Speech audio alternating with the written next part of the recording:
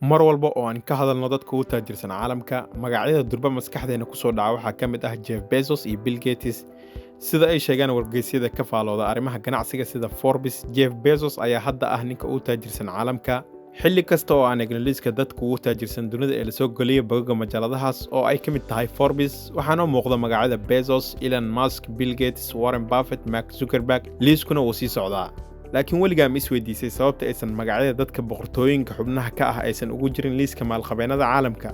dalalka ku yaala galbeedka qaaradda Aasiya sida Kuwait, Sacuudi Carabiya, Qatar iyo Imaaraadka Carabta waa maalqabeeno. boqorro iyo dhaxal sugayaal badan oo dalalkaas ka soo jeedana waxay ku nool yihiin nolol ka raaxa badan tan ay ku jiraan dadka aan ku aragno liiska taajiriinta adduunka. waxaa hubaal ah in iyaga ay ka taajirsan yihiin Jeff iyo Bill Gates. haddaba maxay tahay sababta aysan magacyadooda ugu jirin liiskan? ugu horreyn waxaan eegaynaa qaabka loo diyaariyo liiska maalqabeennada. majaaladaha arrimaha ganacsiga ee ugu caansan waxaa ka mid ah Forbes, Business Insider iyo Bloomberg. inkastoo liisaska bogaggan la soo geliyay ay aad isugu dhow yihiin, inta badanna waxaa aad loogu kalsoon yahay Forbes. haddaba qaabkee ayay Forbes u soo xushaa liiska dadka ugu taajirsan adduunka? mid ka mid ah tifaftirayaasha ugu caansan ee ka howlgala Forbes oo lagu magacaabo Keira Dolan ayaa sharaxday sida ay shaqadan u qabtaan. waxay sheegtay inay xogta ku saleeyaan macluumaad ay ka helaan dadka maalqabeennada ah maadaama inta badan ganacsatadu ay u imaadaan wada shaqaynna ay sameeyaan. qaarkood iyaga ayaa toos u soo gudbiyey, qaarna waxaa lagu helaa dabagal lagu sameeyey dhaqaalahooda. Forbes waxay leedahay in ka badan 50 wariye oo soo qiimeeyay go'aanna ka gaara qiyaasta hantida dadka aan xogtooda soo gudbinin. waxaa loo kurgalaa dhaqdhaqaaqyada hantidooda iyadoo si joogto ah loo waraysto xubnaha qoysaskooda iyo shaqaalahooda.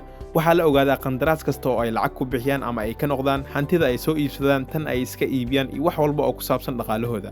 laakiin Forbes mar walba kuma saxan xogta ay soo gudbiso. sanadihii uu wargeyskan hawshan ku jiray wuxuu sameeyey qaladaad dhowr ah, haddana sidaas ay tahay waa wargeyska loogu kalsooni badan yahay. waxaa isweydiin mudan maxaysan Forbes liiska ugu soo dirin magacyada boqortooyada? marka hore Forbes waxay diiradda saartaa shakhsiyaadka ay lacagtooda ka sareysa $1 bilyan, laakiin waxaa jira ganacsato badan oo aan lacagta u samaynin si shakhsi ah, tusaale ahaan Mukesh Ambani oo ka soo jeeda qoys maalqabeenne ah. haddaba sidan ayay hawshu noqonaysaa. ka waran haddii nin liiska Forbes ku jira oo haysta $10 bilyan uu lacagtiisa 5 wiil uu dhalay ugu kala qaybiyo midkiiba $2 bilyan. magacyada wiilashaas kama soo muuqan doonaan liiska Forbes. laakiin haddii mid ka mid ah wiilasha uu $2 bilyan ganacsi geliyo kana dhigo $20 bilyan, markaas waa uu soo gelayaa liiska. taasi waa sababta inta badan amiiradda Sacuudiga aysan u soo gelin liiska, waayo inta badan hantidooda waxay ka dhaxleen qoysaskooda. qodobka labaad waa in sida lagu ogaado qiyaasta hantida qoysaska boqortooyinka Carabta ay tahay mid inta badan aan suurtagal ahayn. sanadii 2017 ganacsadaha u dhashay Sacuudiga ee Al-Waliid bin Talal ayaa lagu soo daray liiska Forbes, waxaana lacagta uu haysta lagu sheegay $18 bilyan. balse markii liiska la soo daabacay, Al-Waliid wuu hadlay wuxuuna sheegay in hantidiisa laga been sheegay oo ay aad uga sareyso intaas. xilligaas wixii ka dambeeyay Forbes waxay go'aansatay inaysan liiskooda ku soo darin magacyada xubnaha ka ah qoysaska boqortooyinka ee dalalka Carabta. haddii aan u imaano qoyska boqortooyada Britain, inta badan hantida aan aragno in boqoradda iyo qoyskeeda ay ku raaxaystaan waa mid laga dhaxlay boqortooyada.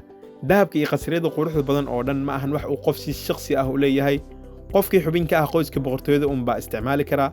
taasi waa sababta qof ka mid ah boqortooyada UK uusan ugu soo muuqanin liiska taajiriinta caalamka ee wargeyska Forbes. intaas ayaynu maanta barnaamijkeena ku soo ekeynaa. haddii aad fiidiyogan wax un ka faa'iiday, fadlan like saar. haddii ay tahay markii kugu horeysay channelkeena soo booqato, fadlan nagu soo biir. mahadsanid.